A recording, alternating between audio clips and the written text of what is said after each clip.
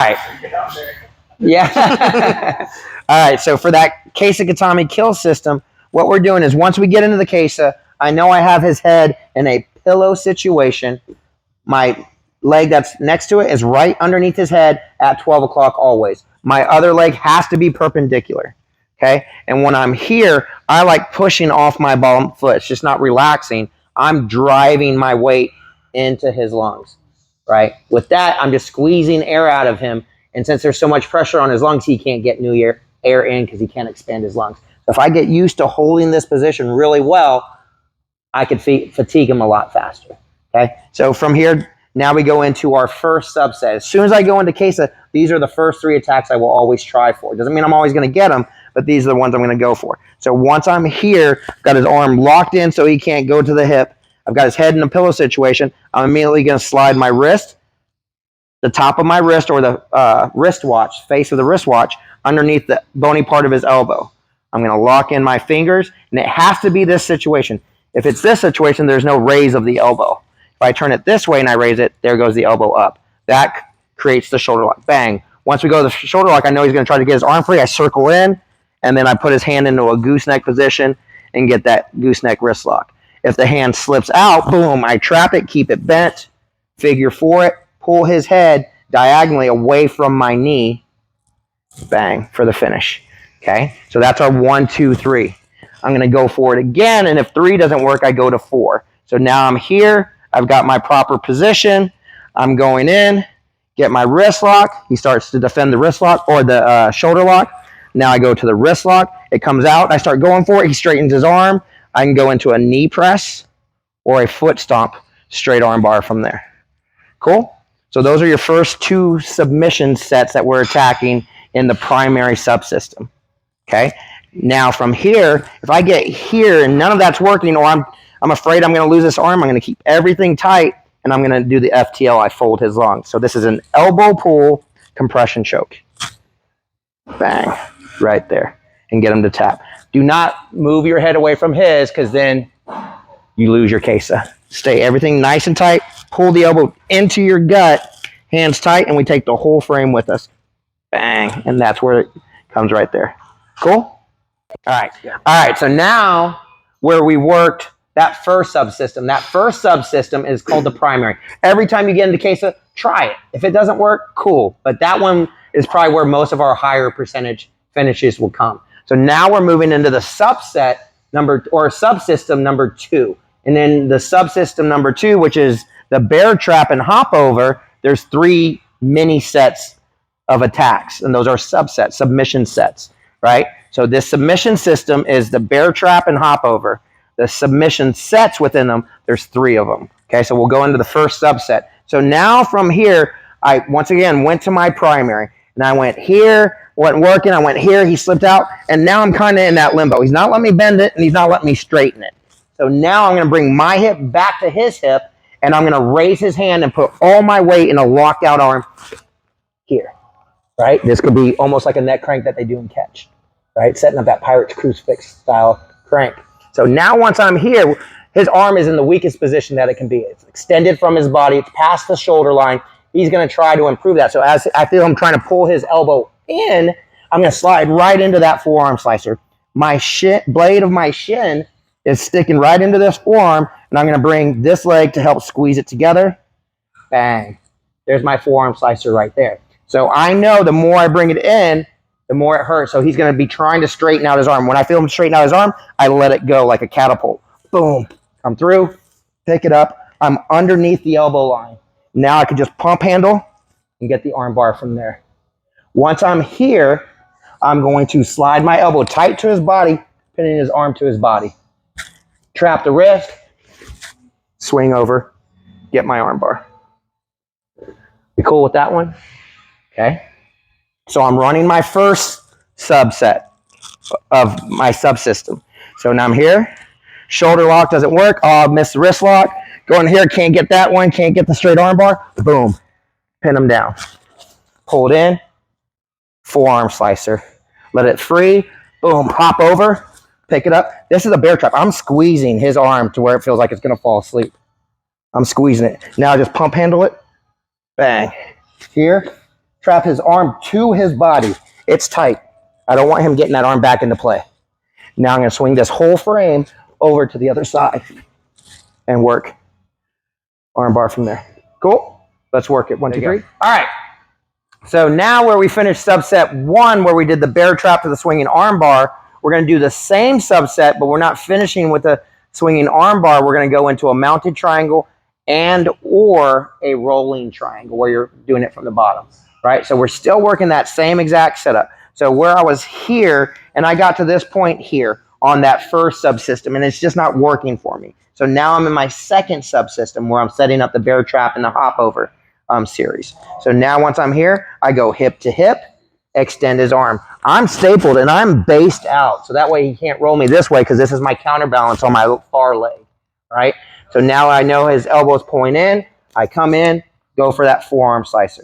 Once I'm not getting the forearm slicer and I feel him fighting against it, I hop over, move into that bear trap. Once I'm in that bear trap, same thing. I slide here, pin the arm, bring my leg over to here. Now, lock it, walk over, finish. If I'm not getting it, something's not feeling right, I'll take my far hand,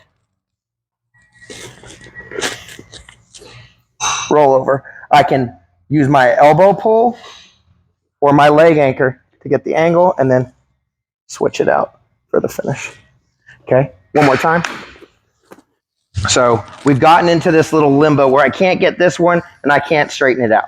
So from here, bang, pin him, set up the forearm slicer. From the forearm slicer, bear trap. From bear trap, pick it up, go right to triangle. He's fighting it, roll through, work my elbow pull or my leg anchor, straighten out my legs, finish the choke. Cool? 1, 2, 3. All right. So now we did subset 1, subset 2, right, of the bear trap series. So I did swinging arm bar in both my triangles. Once again, I'm going for subsystem number 1.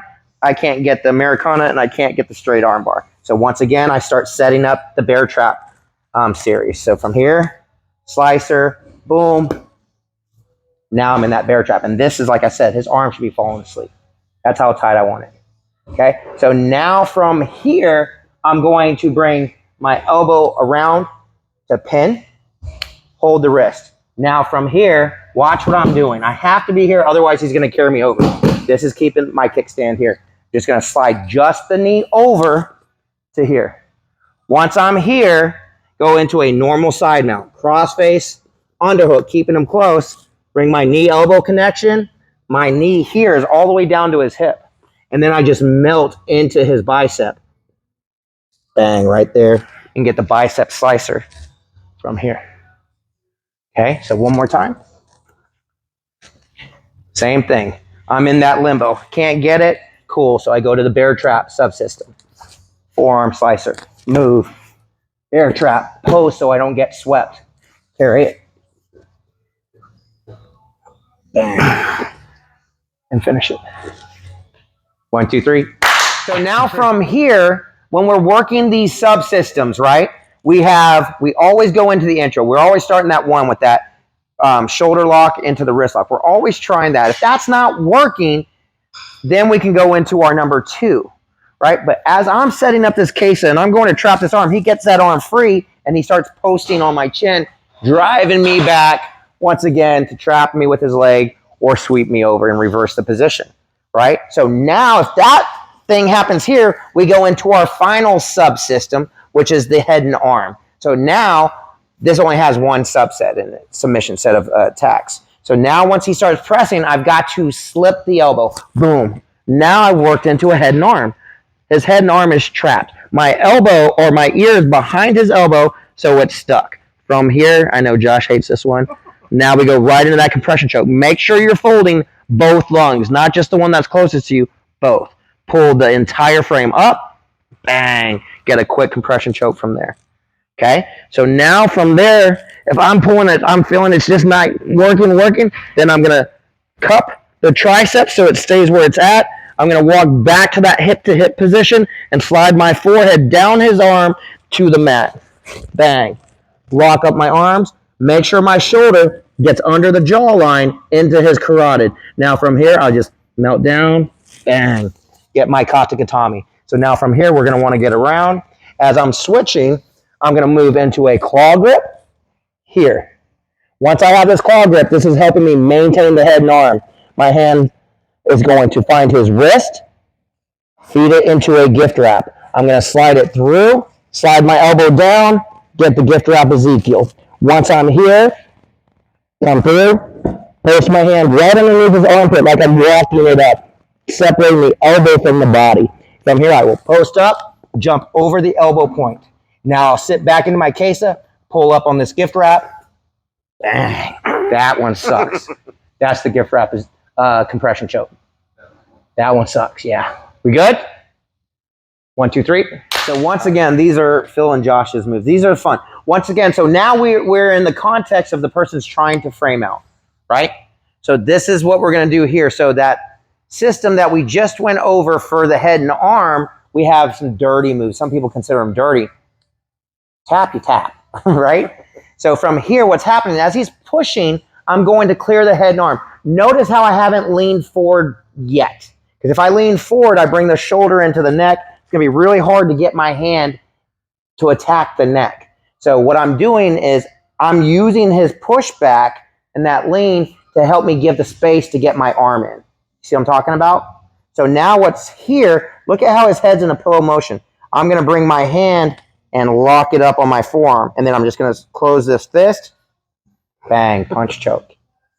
Right? Okay? So same thing. If you push this and go here, there's no room for the punch choke. So I have to use the fact that he's separating his shoulder from his body. So once I'm here, that C grip, boom, turns right into a punch choke. Bang, right there. Okay? The other one I can do is called a knife hand Ezekiel. So now same thing is happening. Now I'm just going to slide my knife hand, duty chop, right underneath his jaw to my bicep. Same thing, lock it up, rock forward, get the knife hand Ezekiel, right? So when he's coming through, boom, slide fist down, close it up, punch choke. Boom, hand to bicep, close it up, knife hand Ezekiel. 1, 2, 3, bam, let's go.